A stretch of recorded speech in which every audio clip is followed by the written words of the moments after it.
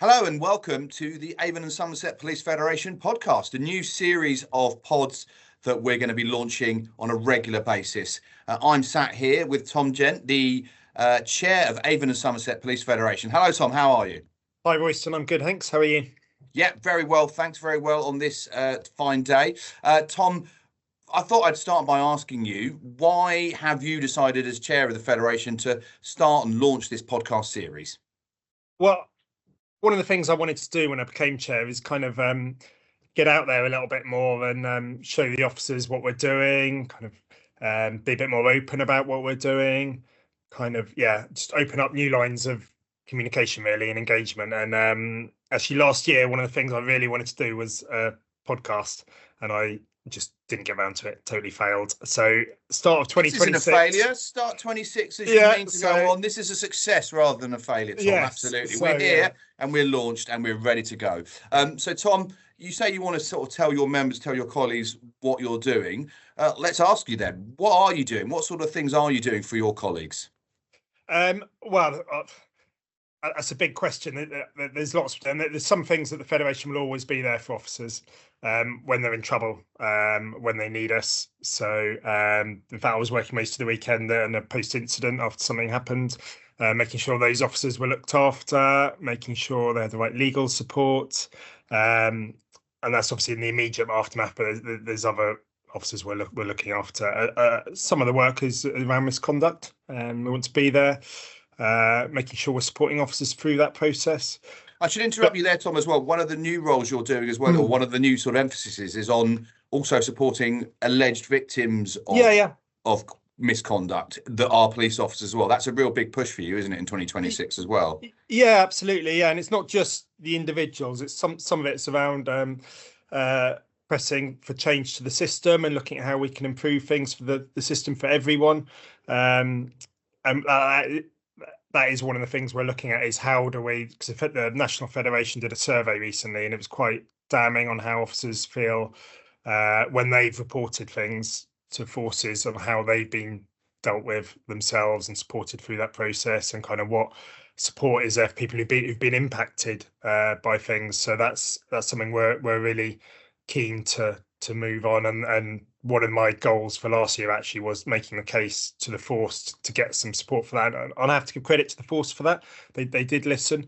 So I think we're the first federation in the country actually to have a new victim and witness officer, who I've already tapped up to come on a future podcast. So we look forward to seeing, and it's Molly, isn't it? We look forward to seeing Molly in a future podcast as well. So and we'll be interested to find out from Molly more about her role and what that entails, and also perhaps how much she's been utilised in actually, her first few weeks. Yeah, and it's not just, I was speaking to her earlier this morning, actually, an officer suffered a really serious assault, and it's kind of what we're doing there to support them, whereas, in my opinion, we could have done more in the past, and that's not a criticism of the Federation, so it's around capacity and workloads and kind of things like that. So having that bit of support should really help, and actually should help these officers come back to work better, feel better supported, and ultimately support the public. So I hope the force will see the value in that role as well, because it's not just about misconduct witnesses and victims. It is around victims of assaults as well, and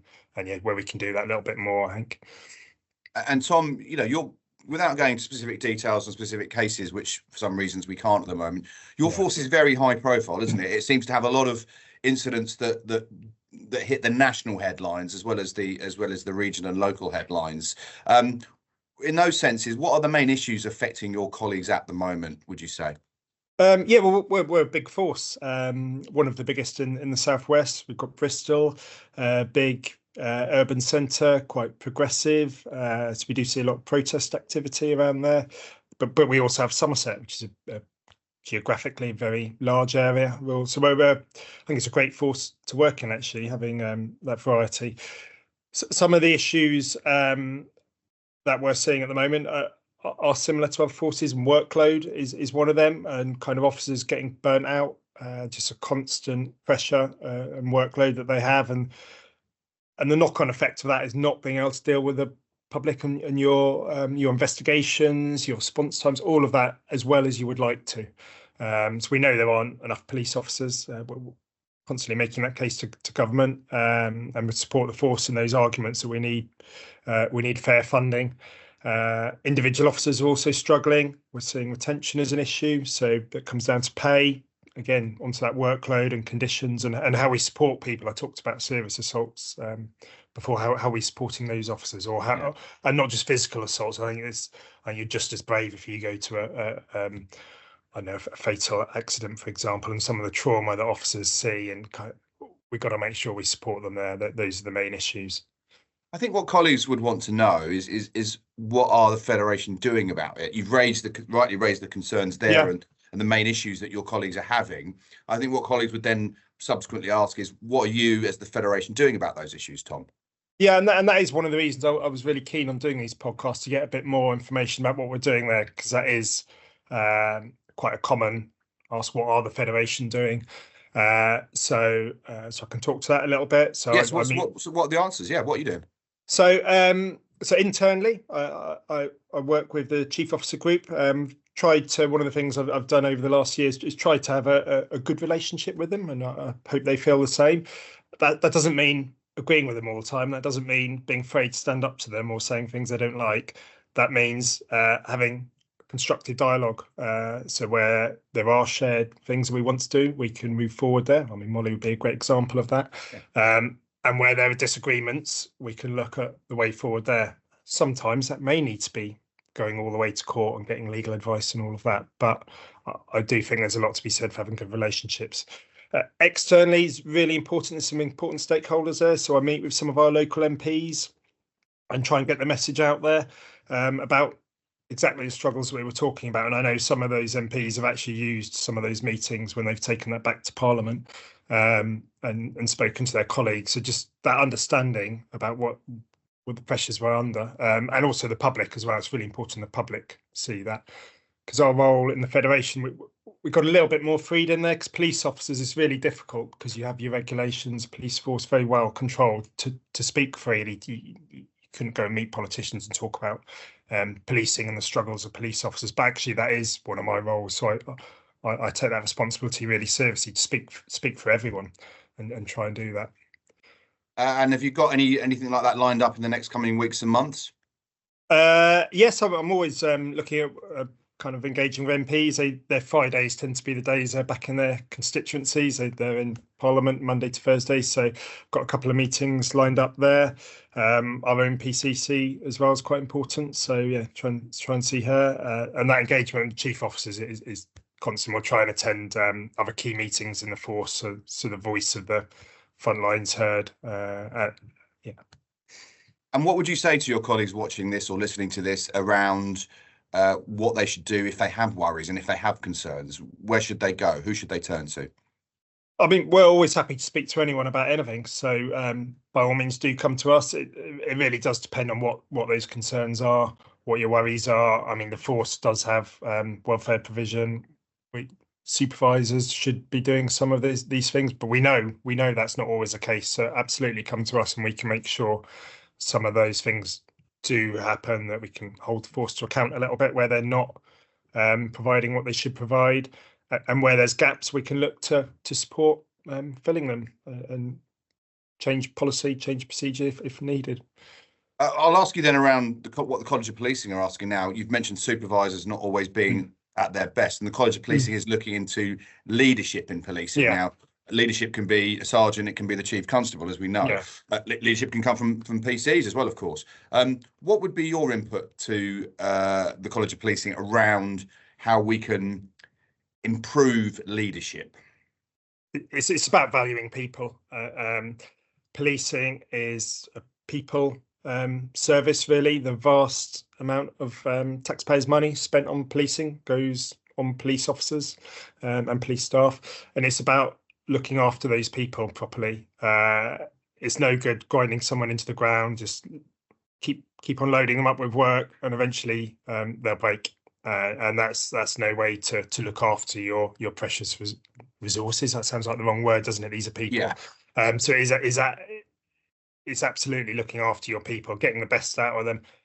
everyone's individual as well, helping them develop what are their particular issues. Have they got things we can support them with, enable them to be the best police officer they can. A lot of the time, I know police officers, they don't want to worry about any of this. They just want to go out and do the best job they can. And it's about kind of supporting them to do that, removing the barriers, supporting their welfare, enabling them to be the best police officers they can. As we're here at the sort of start of 2026, what are the sort of plans and goals for the Federation as 26 progresses? Well, funnily enough, it's not just about me. It's about kind of what the members want. So we did meet with our Federation board the other day, just around kind of what we've been doing over the last year, what we're looking to do over the next year. And there were some big things. One of them was visibility. So things like this, which I didn't quite manage last year, but I've managed this year. So that's so good. 2025. We're 2026 now, Tom. Yeah. Visibility, we can work with that, of course. And this is part of that, as is more appearing in the media and your awards later in the year. But so what else on top of visibility? Yeah, all of those sort of things. Making the case for why it's important having a federation, what we can do, what we can achieve. So Molly's role be a great example of that, just showing the value of that. I think that's really important. And some of the member services we offer as well, which we haven't in Avon and Somerset specifically, we haven't really kind of showcased that well. And I don't want to use the word push because we're not salesmen. This is an add-on, but just professionalizing that a little bit more, and just so officers understand what is there if they want it. While I've got you on that, Tom, give us an example or some examples of some of the member services offers. I mean, I know of obviously that you know mortgage providers for your colleagues, but are there any other examples for them? Yeah, I mean the group insurance is a big one, and that's the one that a lot of officers do sign up to. I think is really good. It's a personal decision again, and that's probably one that is better known. But some of the others that aren't, Blue Line Health would be a good example. I know other forces do have a lot more officers signed up to the health provider as private health insurance, essentially, but it does seem to be a much better offer than you would get on the open market. And again, we haven't really made people aware of what's out there. For some, it won't be an option. Affordability, we talked about before, is going to be really difficult. But for some people, actually, it's really important. They would want private health. So it's just making sure that we've got a clear kind of offer there. People are interested, so they understand what's out there. And so also, it's not a core role, but it's something that colleagues can go to your website, can't they? Just Google it. .org/AvonSum to be correct. And I'm going to get that flashed on the screen as we speak, to make sure that colleagues know where to go if they want to find member services or indeed anything else. Around. And we're looking to develop that website as well. It's one of the things touching on visibility, member services, where we can, because there's improvements we can make. But most things should be on the website. Absolutely. And looking forward to as the year progresses. You've got the Avon and Somerset Police Federation Awards coming back, likely to be in October. We're just trying to finalise the date and the venue, which is going to be exciting. Why is that such an important event in the calendar, would you say, Tom? Oh, I think it's one of my favourite days of the year, because it's so we deal with a lot of difficulties. We talked about some of them already, haven't we? But policing has so much to be proud of. Officers are out there doing a really difficult job, and we don't celebrate it enough. So I think it's so important to celebrate our brave officers, our kind of caring officers. We talked about leadership, our fantastic supervisors, all of those things, and that really positive message to show the public as well, and officers, and that the Federation actually really supports that, really cares for officers, and we're really proud of policing and being a police officer. So keep an eye out on the Avon and Somerset Police Federation social media feeds, website over coming weeks and months, where we will reveal more information about the 2026 awards, and when and where and how you can nominate colleagues as well for the work that they do. That's really important. So keep an eye on that. Tom, I thought I'd wrap up now, unless there's anything else you want to add around, asking, why did you want to become the chair when you became chair last year? What was your thinking behind wanting to be chair of Avon and Somerset Police Federation? Well, I was a workplace rep for maybe about 8 years. I really enjoy operational policing, but I also really enjoy supporting my colleagues. And I thought, probably more nationally than locally, there's one or two things the Federation should be doing better. But then eventually you can either moan from the sidelines or you can get involved, can't you? So hadn't set out to be chair when I was first a workplace rep. It was very much about supporting my colleagues. But actually, I think I had more to give doing that, supporting my colleagues. And I do miss operational policing, I must say. But it is such an honour to have this job. Try and take the concerns of frontline police officers kind of forward and make sure they're looked after. I think it's a really important job being that voice and trying to take that voice to government as well. And to conclude our first podcast then, Tom, tell us, what is your message to your colleagues out there on the streets as we speak, as they listen to this? Obviously off duty, they'll be listening to this, but what would be your message to them? My message to them would be that we've got your back, essentially. Yeah, do feel free to come and speak to us. I'm happy to speak to anyone, whether you agree with the Federation or disagree with the Federation. We're always happy to have dialogue. We really want to hear from you, what you would like us to focus on as well. Talked about what our priorities are, having spoken to our board, but actually keen to get more people involved. If you want to be a Fed rep, get involved. But the key message is we've got your back. So if you need us, do get in touch. And stay safe, obviously. It's a dangerous job people are doing. So, look after yourselves, look after your colleagues.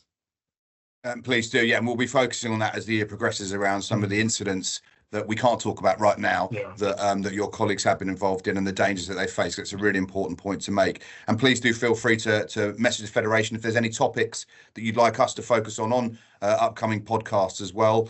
We've got obviously the white paper on police reform coming up. Police pay is going to be a big issue as the year progresses, as it always is. You don't get paid enough for your job. So keep us informed about what you want to hear and see on these podcasts. And please do feel free to share these with your colleagues because they are only going to get better and bigger. So, thanks very much for your time this morning, Tom, or this afternoon, depending on when you're watching this evening. And we'll see you on the next Avon Somerset Police Federation podcast. Thank you very much. Great. Thanks, Royston.